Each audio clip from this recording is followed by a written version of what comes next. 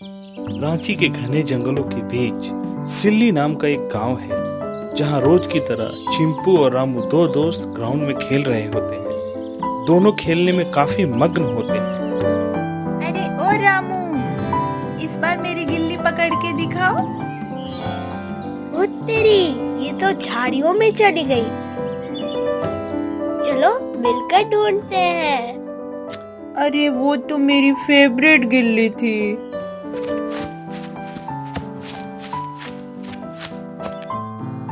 अरे ये आकाश से क्या गिर रहा है? चलो एक बार चल के ढूंढा जाए।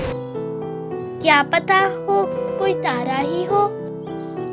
चलो इसका पीछा करते हैं। लगता है कि ये पास के जंगल की तरफ ही गिरा है। रामू भी उसकी बात को मान लेता है और वह दोनों मिलकर उस गिरते हुए रोशनी की तरफ दौड़ते हुए जंगल की तरफ चले जाते हैं। काफी दूर चलने के बाद उन्हें एक नदी के किनारे एक एलियन शिप क्रैश किया हुआ नजर आता है। जल्दी करो, हमें जंगल के पास जाना है। हाँ, और जल्दी घर भी लौटना है। अरे ये तो नदी के पास ही गिरी है। हाँ, शायद। ये तो एलियन शिप है। चलो अंदर चल के देखते हैं। कहीं ये हमें कोई नुकसान ना पहुंचा दे। लगता है कि पायलट की मृत्यु हो गई है। काश हम इसे बचा पाते। अरे इधर देखो, मुझे शिप के अंदर कुछ मिला है। अरे ये तो कोई छोटा प्लेन लगता है। ये खिलौने जैसा है। रामू, मेरी मदद करो इसे बाहर निकालने में। वो दोनों उस मशीन को बाहर निकालते हैं और नदी के किनारे रख देते हैं। अरे ये मशीन तो काफी हल्की है। अरे ये क्या हो रहा है एलियन प्लेन में? तभी एलियन शिप में जोरदार लाइट का उत्सर्जन होता है और एलियन शिप वहां से गायब हो जाता है। बाल बाल बच गए, वरना हम लोग भी एलियन शिप के साथ गायब होकर उसके अपने ग्रह पे चले जाते। अच्छे समय पे हम बाहर निकल आए और ये कमाल की मशीन भी बाहर निकाल लाए हैं। चलो देखते हैं ये क्या है। मैं स्टार्ट करता हूँ। कितना अजीब कंट्रोल है, समझ में ही नहीं आ रहा है। यह तो इस प्लेन की स्पीड कंट्रोल मशीन लग रही है। चलो ये डायलर घुमाता हूँ। लगता है कि ये नंबर प्लेन को धीरे धीरे रफ्तार में ले जाएगी। अरे यार, ये तो काम ही नहीं कर रहा है। ये रेड बटन क्या है? इसे प्रेस करता हूँ। अरे ये तो चालू हो गई। अचानक से तेज रोशनी होती है और वो मशीन एक रोशनी के टनल से काफी रफ्तार में गुजरती हुई दिखाई देती है।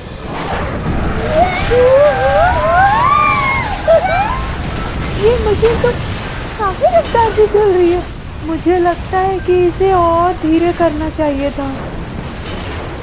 अचानक से एक तेज रोशनी होती है और दोनों दोस्त झाड़ियों में मशीन के साथ अपने आप को देखते हैं। ये मशीन जहाँ से शुरू हुई वहीं पर आके रुक गई। ये हम कहाँ आ गए? ऐसा तो हमारे गांव में नहीं था। लगता है हम लोग किसी और दुनिया में आ चुके हैं। सब कुछ अलग सा लग रहा है। वो दोस्त उस झाड़ियों से बाहर निकलकर आगे की तरफ बढ़ते हैं।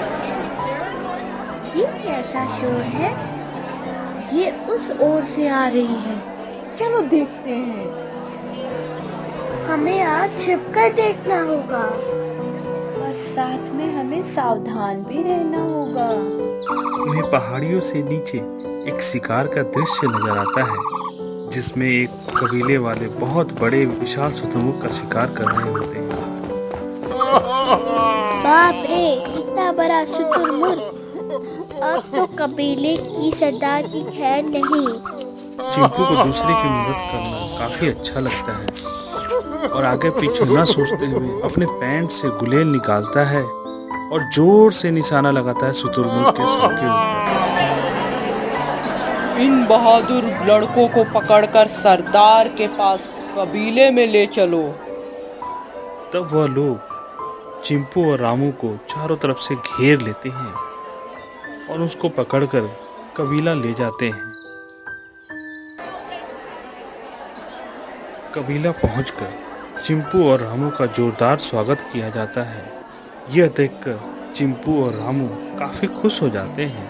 इनकी बातों से लगता है कि हमें कोई पुरस्कार मिलने वाला है। शायद ये लोग हमें अपना नया सरदार घोषित करे।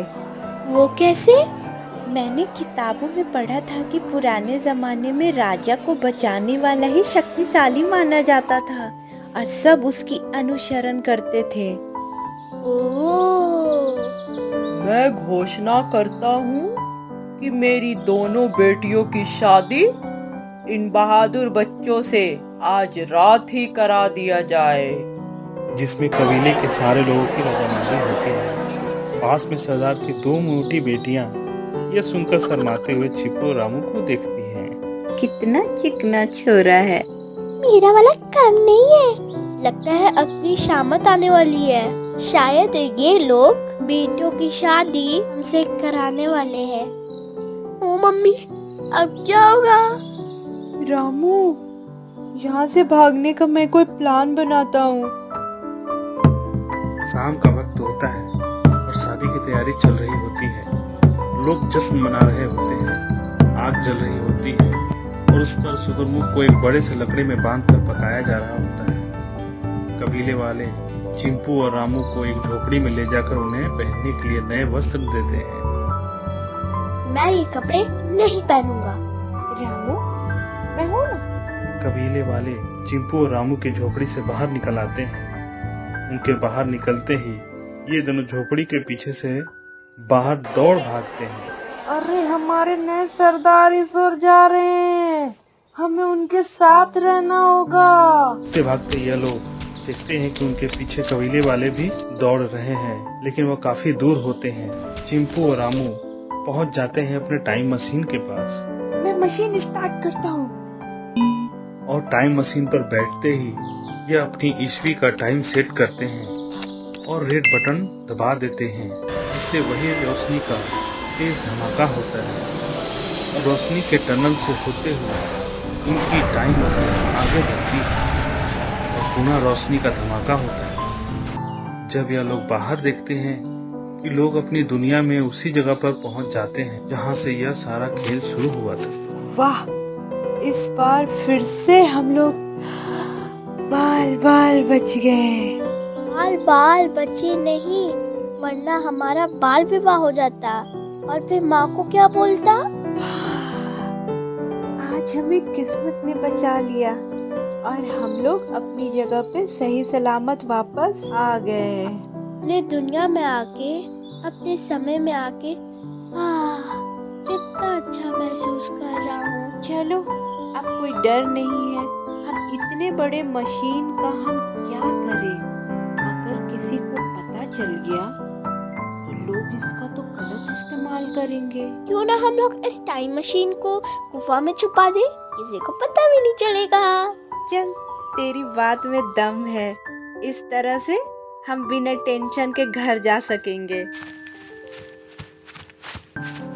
चलो, इस मशीन को यहाँ लाने में हमें कोई दिक्कत नहीं हुई। अब ये सुरक्षित है।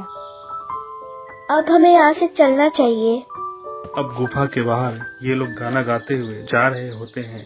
ये दोस्ती हम नहीं